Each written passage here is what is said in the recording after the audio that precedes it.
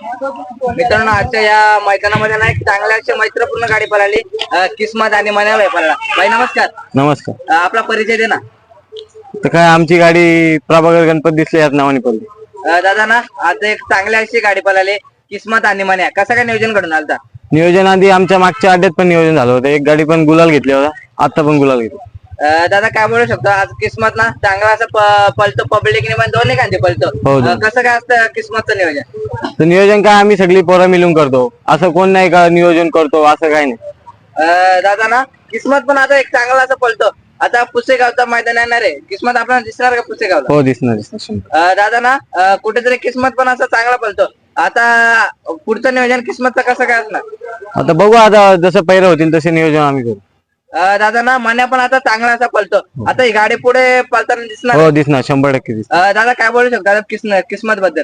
किस्मत काय, त्याने आमच्या सगळ्या इच्छा पूर्ण केल्यात, बाकी काय नाही. बघते एक इच्छा पूर्ण करून दे, बस बाकी काय नाही. दादा नक्कीच ना कुठेतरी बैल घडवताना ना आपल्या मित्र परिवाराचे आणि घरच्यांचा पण असा भरपूर असा सपोर्ट लागतो. कसं काय असतं घरच्यांचा सपोर्ट आणि मित्र परिवाराचा? घरच्यांचा पण सपोर्ट असतो, परत आमच्या अख्ख्या गावाचा पण सपोर्ट असतो. दादा कुठेतरी ना बैल पळत असलं ना आपल्या गावाचं नाव आणि मालकाचं नाव तर होतंय. गावातल्यांचा कसा काय सपोर्ट असतो भाई? गावातल्यांचा पण सपोर्ट होतो, परत आमच्या गावाचं नाव झालं. आमचं गाव कोणाला माहित नव्हतं, पण मालकाचं नाव पण कोणाला माहित नव्हतं. किस्मतने आमचं भरपूर नाव केलं, एवढी याच्यात आम्ही खुश. दादा ना किस्मत पण आता चांगला पळतो.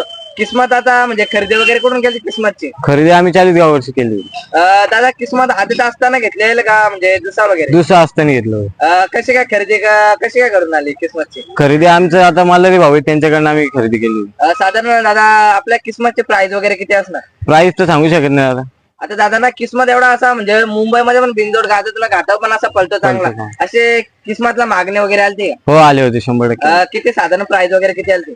प्राइस आली होती, एकाने केली होती 75 लाख, एकाने 61 लाख केली होती. तरी पण दादा बैल दिला नाही, कारण आपल्या घरातले लक्ष्मी आहे. कुठेतरी आपल्या गावाचं नाव आणि मालकाचं नाव कुठेतरी करते. दादा किस्मत ना बघायला गेलं एकदम बघ ना, शरीर एकदम चांगली आहे. बैलाला खुराक वगैरे कसं काय असतं? खुराक आता आमची सगळी पोरं मेहनत घेतात वगैरे. दादा ना किस्मतचा म्हणजे आता फिटनेस पण चांगले. बैलाला आपल्या म्हणजे सराव वगैरे कसं काय असतो घरी? सराव आता आम्ही दररोज त्याला 4-5 किलोमीटर चालायला नेतो. दादा ना आता किस्मत पण आता किस्मत आणि सायरट गाडी आपण कधी दिसणार 100% दिसणार ना. आता ही गाडी खाली होती, पब्लिकची पण अशी भरपूर इच्छा होती की चांगल्या अशी गाडी विजयाचा गुलाल घेतला. दादा समोरून कोणती गाडी होती? समोर होती ती पण गाडी छान होती, ती पण मस्त गाडी पण एक छान पडली. काय बोलू शकतो त्या गाडीबद्दल? ती गाडी पण छान पडली. बघ एवढीच का ती गाडी सरळ होती, आपली ती मागावी.